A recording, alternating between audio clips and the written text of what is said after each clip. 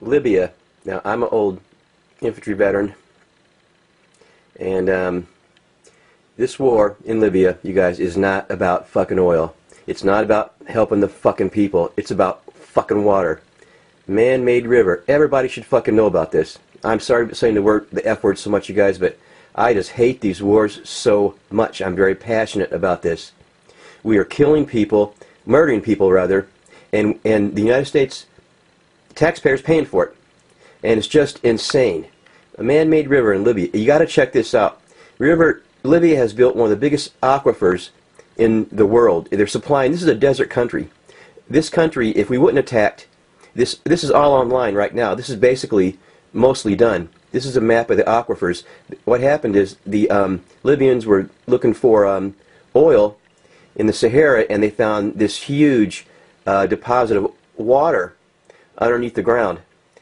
Libya's a great man, and what Gaddafi did for the last 20-something years, he's been building this huge system of pipes and reservoirs throughout the country. Now he put in pipes, giant pipes, and he put this stuff underground. I've still pictures of it.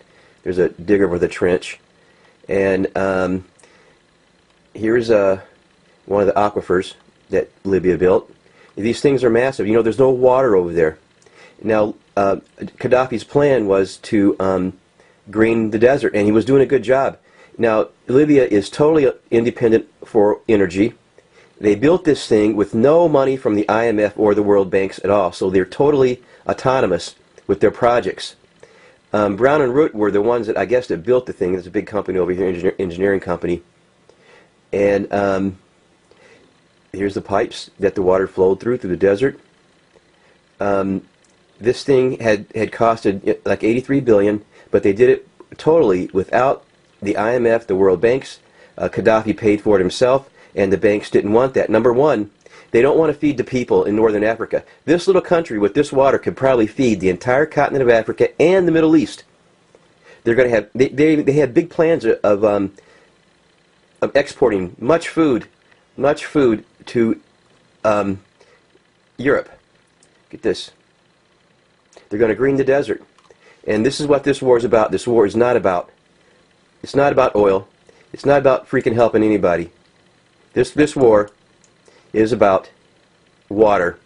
Water is much more important in the desert than oil. And Gaddafi had one. He said, "Fuck you to the World Banks." He said, "Fuck you to your loans. We don't need it. We're going to do it ourselves." And this country probably would it would be the greatest country in the world.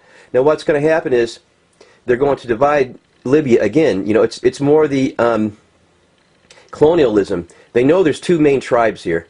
They're going to try to divide and conquer the tribes in Libya, and divide the country, keep them a warring faction going, where this water project can get no further as far as growing food. Because what they're going to do, they're bombing the whole freaking desert right now, and they're going to pollute the desert with radioactive material again, just like we did Iraq. And the people are going to be divided and conquered. And this water project is never going to get this massive greening of the desert. It's not going to happen if there's this conflict going on. And like I said, this thing's basically done right now. The final stages were just making farmland and growing crops and putting people to work.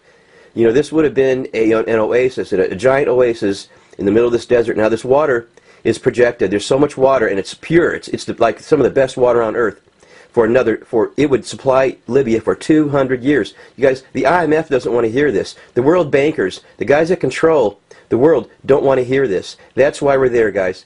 Obama is nothing but a spokesman for the World Bank, the IMF, and you better look at Israel, man, because right now the UN voted for a no-fly zone, and right now Israel is flying over Gaza and dropping bombs because we've had some incidents over there, and I guess today we've had another bus bombing in Jerusalem. Now, we don't have bombings or suicide bombers in Jerusalem.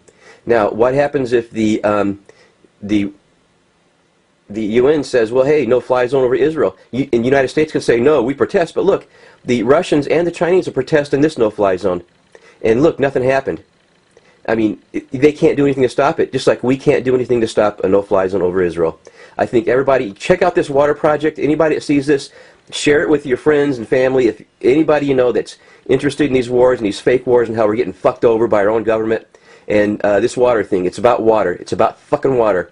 Stuck out.